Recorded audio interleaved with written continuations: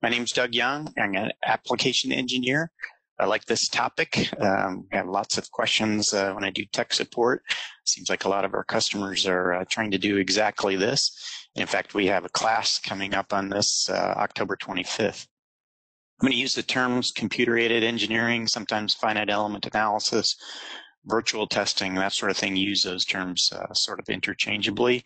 And then experimental or physical, or sometimes I'll just say test results.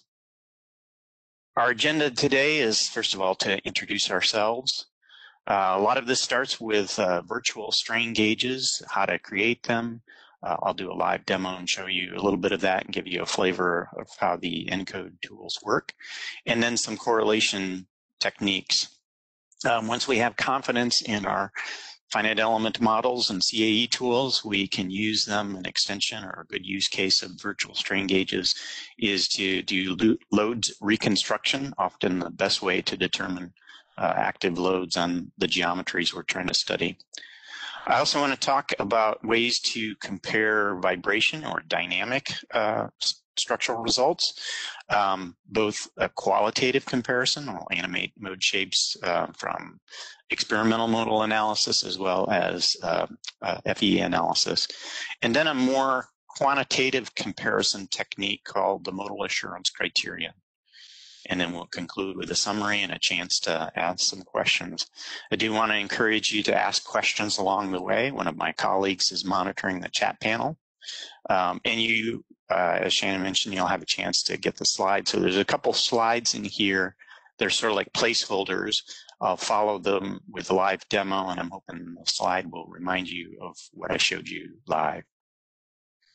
The reason we do this is because we're always challenged to do better techniques, whether that's our finite element analysis, making sure we're predicting the stresses and using that with design life to predict the fatigue locations, critical locations, but also to perhaps run better physical tests, so identifying where we should locate strain gauges and get more useful test data, and correlating those virtual gauges to the actual measured results. So we'll talk about that in more detail. So to introduce ourselves, there's actually three pieces of things we do. First of all, our software, and I'll talk about the two different brands for reliability and durability. As I mentioned, I'm an application engineer. One of the other things I do is training, but also consulting services. And then we also have a dedicated fatigue materials test lab over in England. So those are the three key ways we can help you.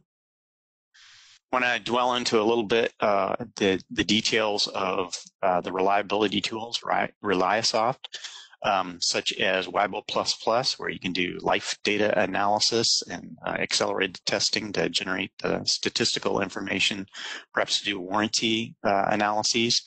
I also want to talk about or highlight one of the tools to do failure modes and effects, XFMEA, to do either a design or a process failure modes and effects analysis, ranking risk and whatnot. And just to remind people, there's great interaction here. Fatigue failures are one obviously very useful or critical failure mode.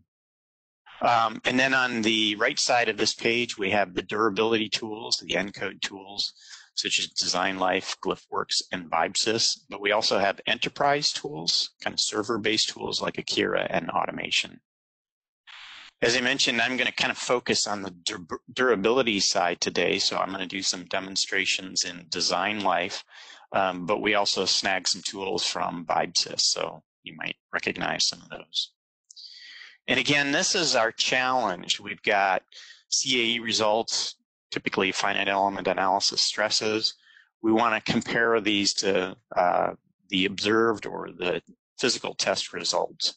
Again, this is in some ways similar to a situation a couple different customers have posed to us on in our tech support roles.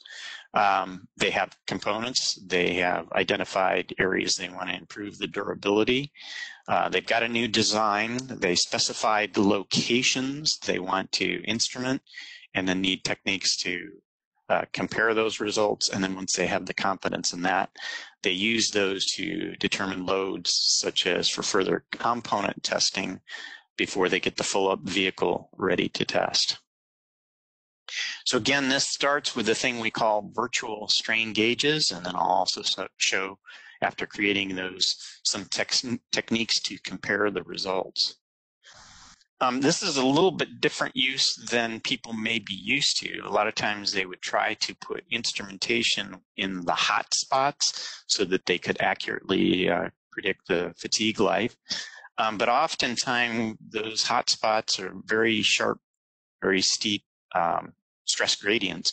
And it's very difficult to put the gauge in exactly where the peak is going to be. So for correlation, it might be better to position the gauge in what I'll call an active area, sensitive to the strains and indicative of the sorts of loads. And then use the finite element analysis results to kind of fill in and get the details, the peak stress at those hotspot locations. So again, a little bit different. We're going to focus on areas that are not quite the peaks, but good for correlation. So again, this is one of those placeholder slides. I'm going to jump into the software in just a moment and give you a feel for how to create these analysis processes. And I'll show you some tips and tricks and things that the UI does for us.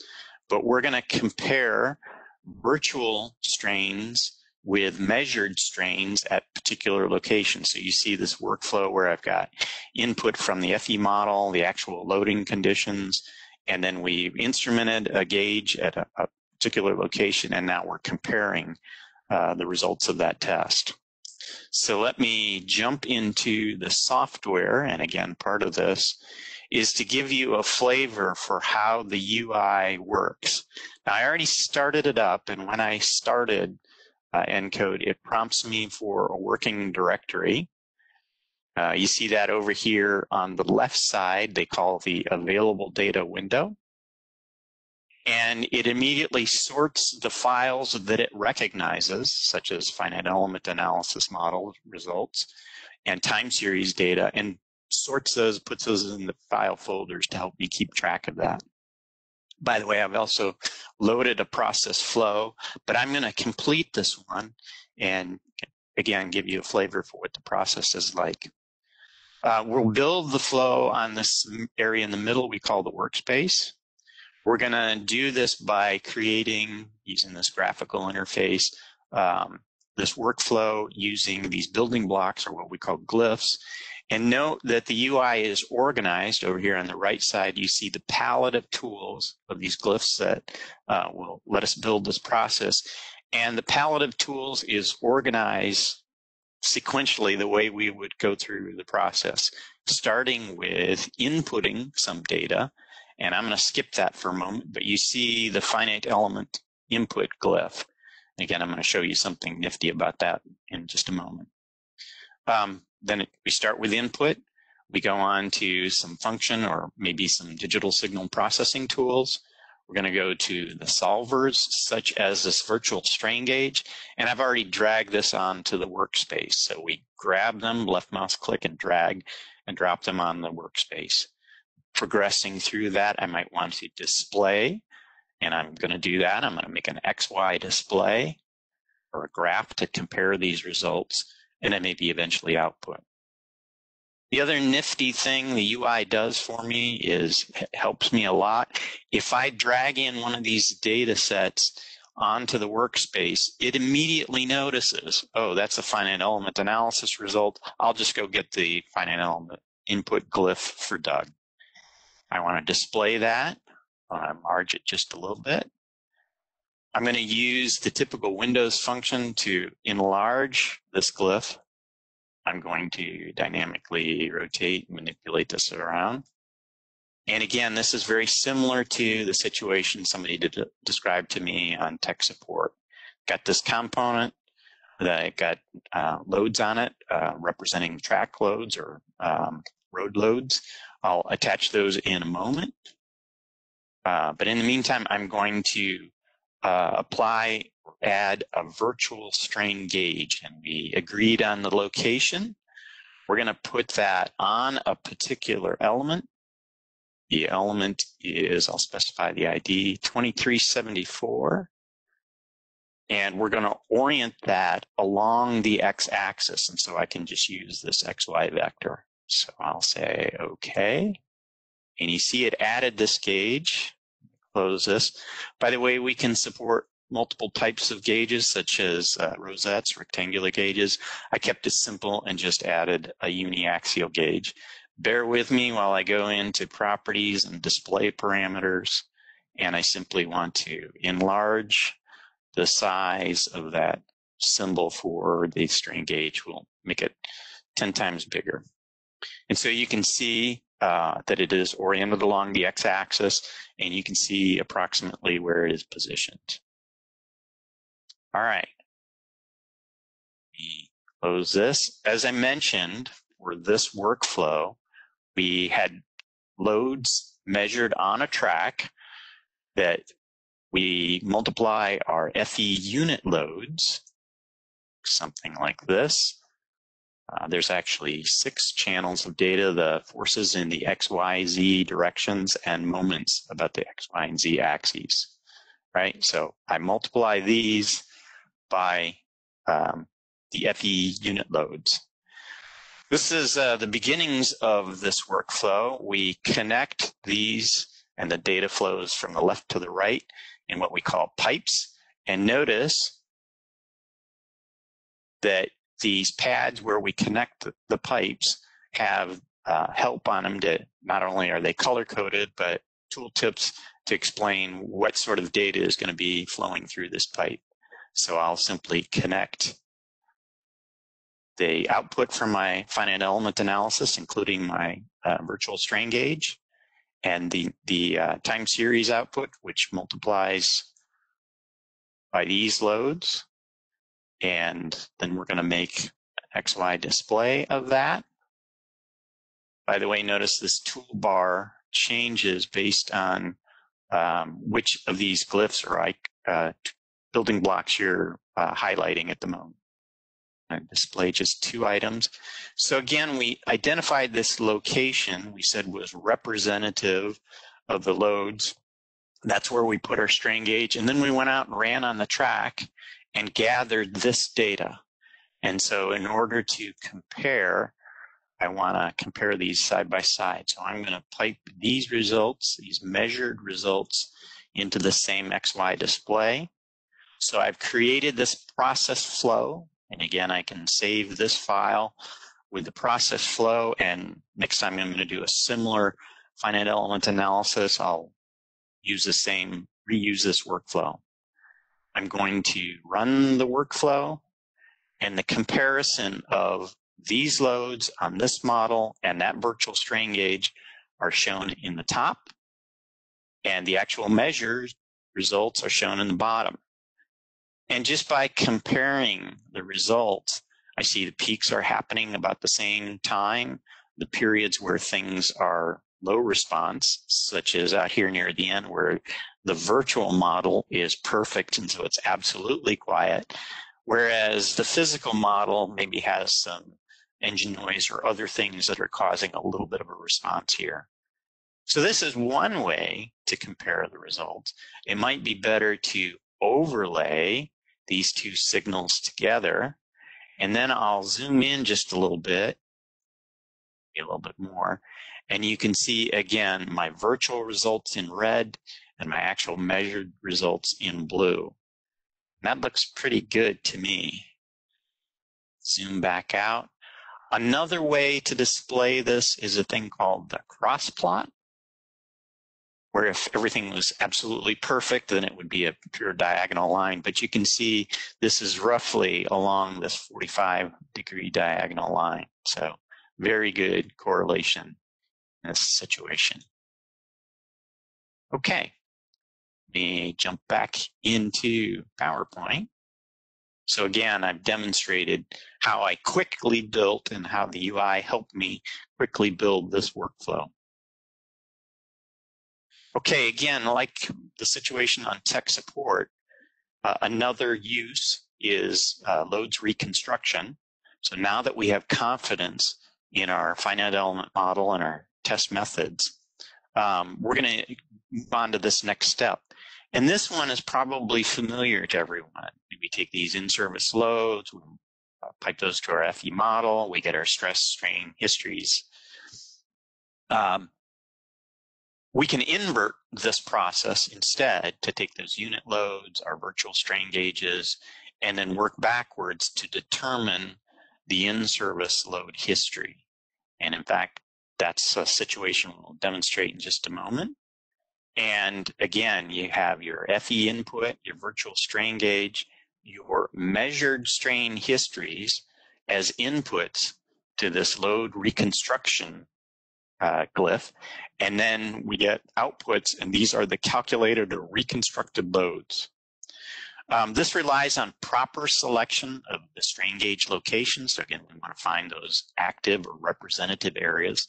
And basically that turns the component or the part into its own force transducer. So rather than trying to find expensive transducers and the difficulty, and you'll see in a moment a picture of a situation where that would be very difficult.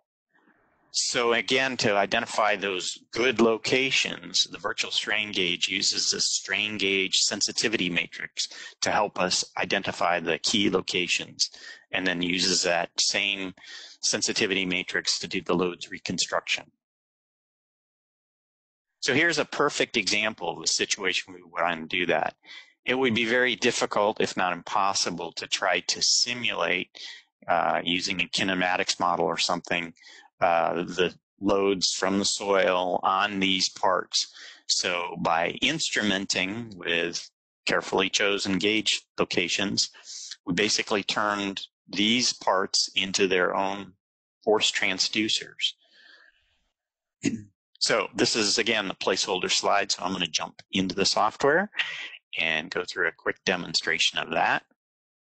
And in the interest of time, I have already created that flow. Like I said, you can save the workflow, and then anytime you do this similar process to other geometries, I'll simply drag this C-spring geometry into my FE display, and you can see we've already located the strain gauges. Then we're going to take our field test data, that tractor pulling the farm implement. And so these are the measured strain histories. Again, we take our FE results, our virtual strain gauges, our measured results, feed that all into this load reconstruction, run the process, hop into the, magnify the results on the workspace. And again, what we get from this are the resulting loads in the X, Y, and Z directions. So again, like the tech support situation, now the customer knows the magnitude, like the load cells for component test, such as validation test, maybe even accelerated validation test for the individual components before they do the full-up vehicle test. Okay, let's go back to the slides. Again, you got your placeholder to remind you what I just demonstrated. And so you might ask, do you have tools, other kinds of sensors, similar to the virtual strain gauges? And in particular, do you have ways to help us evaluate results from a vibration type analysis? And of course, the answer is yes. We'll show not just qualitative comparisons, such as animating the results from both experimental modal analysis and from CAE tools like FEA, but we'll show first a qualitative comparison, and then we'll show a more detailed or quantitative approach using the Modal Assurance Criterion. So again, kind of a placeholder slide. I'm going to jump back into the software, and I'm going to show you this workflow to take results from our experimental modal analysis and animate those and compare those to results from our FEA results. So going back to the software, and again, in that same saved flow file, I've got a workspace to compare the results. So I've already added the data, including this model to display the results from my experimental modal analysis. I do want to caution you that oftentimes the results of physical tests are displayed on a somewhat coarse model, and sometimes the shapes are a little bit difficult to see, and that's based on whether or not there's sufficient sensor locations to resolve those deflected shapes. I'll also talk in a moment about comparing results and being sure you have sufficient information. So I'm going to, this is a good way to look at, to compare the results from, particularly for dynamic analyses. I'm going to synchronize my views. I'm going to animate this test mode, stop this for a moment, and also animate my analysis results. I sometimes have to adjust these sliders a little bit to make sure that they're in phase, but we'll zoom this and show this animation. And again, animating is great for dynamic results. You can help you visualize the actual way this thing is vibrating. By the way, I'm comparing the results from the same mode. You can see it's got comparable or similar frequencies. I'll show a technique or expand on this technique to be able to compare those results. It makes no sense to compare the frequencies if the shapes are in fact different. So we'll talk about that in just a moment. So I'm going to pause this and go back to PowerPoint. And again, you got a slide reminding you of what I just demonstrated. So that was great. That was a good way to visualize the vibration modes and compare the results from experimental and virtual analysis techniques. There's a more quantitative approach. It's called the Modal Assurance Criterion. It's basically a dot product between the vectors, or actually the eigenvectors representing the shapes. It's often displayed in what's called a MAC table. Basically, row 1, column 1 is the dot product between shape 1 and shape 1. Could be from different sources. That's what's known as a cross MAC. I'll elaborate on that in a moment.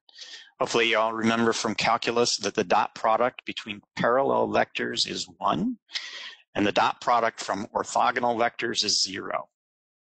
So if we do an auto MAC, we can see on this correlation matrix the shape or the dot product from one source and itself should be 1 along the diagonal. And then if we have sufficient sensors, then these off-diagonal terms should be very low, ideally 0. But like I said, there can be a little variation. Now, it may be obvious for this very simple structure that if I have single direction accelerometers, there's no way that they could capture the torsional or twisting shapes around this vertical axis on this bracket. That may be obvious to you. But for very complex geometries, it may be hard, and complex mode shapes, it may not be so easy to anticipate where you should position these sensors or accelerometers or what kinds to use. So if we do an auto MAC or a self MAC from this set of results, I'll see off-diagonal terms that are not negligible. If I carefully position these sensors and get all the mode shapes, I'll see ones along the diagonal and less significant terms on the off-diagonal. So it would be really handy to have a tool to know where to position these sensors. We've got virtual strain gauges. Let me show you options in just a moment to investigate where to mount these accelerometers and what kind. Again, we're going to do this for the next type of modal assurance criterion is what's known as a cross MAC. That's used to compare the shapes from different sources. So it could be 2 different FE models. It could be 2 different tests. It could be one part and a minor variation of that part to improve those problems. But I also want to caution you, if you don't have sufficient sensors to have a good automac, you won't have good results from the crossmac. So the very first thing, whether it is from a virtual model, a CAE result, or a physical test result, you always want to make sure you have sufficient sensors to resolve or visualize those modes. Okay? So here's, again, a crossmac that shows a comparison between somewhat similar results. You see that diagonal terms are significant and the off-diagonal terms less so. This was a comparison between finite element modes and test modes and showed good correlation. Over here on the left, we see these high values that are not on the diagonals. And so this means we maybe don't have such good correlation. And again, it could be that we didn't support the parts the same. There's other reasons why these may not correlate, but it could be that we didn't have a good resolution of our test shapes to begin with because we didn't put enough sensors on those. So again, it's really nice that we have a virtual tool that helps us investigate and perhaps evaluate where to put these virtual sensors and what types. So again, on placeholder side, I drop back into software, close this, we'll go to this other workspace. And again, I'm gonna just drag this model into my FE input glyph. I'm going to focus on this for a moment. Sorry, I'm having trouble getting my toolbar to update. There we go. And I want to add, this time instead of virtual strain gauges, I'm going to add virtual sensors. Now, instead of bothering you to wasting time manually positioning those, I'm simply going to import a file of these gauges. So yes, you can create and then export. I recommend that you do. And then I'm going to import a set of sensors. Again, we got the different types of sensors, including these triaxial. Close that. I'll run the process. Again, we've displayed our MAC matrix here as a histogram. I can do that top view. And again, you can see these diagonal terms are all 1, and the off-diagonal terms are fairly low. There's some here that could be better. So I'm going to go back to this, do the virtual sensors. I'm going to delete these, and I'm going to import a file with a few more.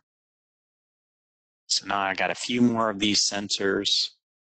I'm going to rerun this process. And now this off diagonal term is a little bit smaller.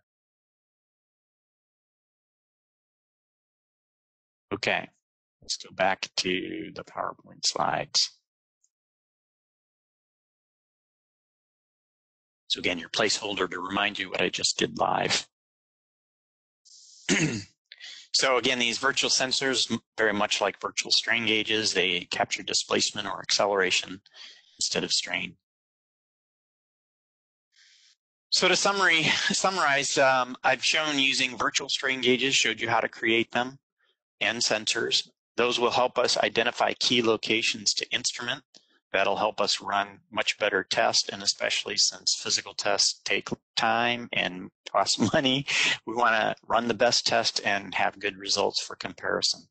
Then we can compare those results from virtual strain gauges to, say, for example, reconstruct the load information. And now, like I said, one of our customers now knows what size load cells so they can run their component validation test and some accelerated test. So those tools in nCode will help us compare and correlate results. That lets us improve both our tests, our physical test, and our CAE analysis methods.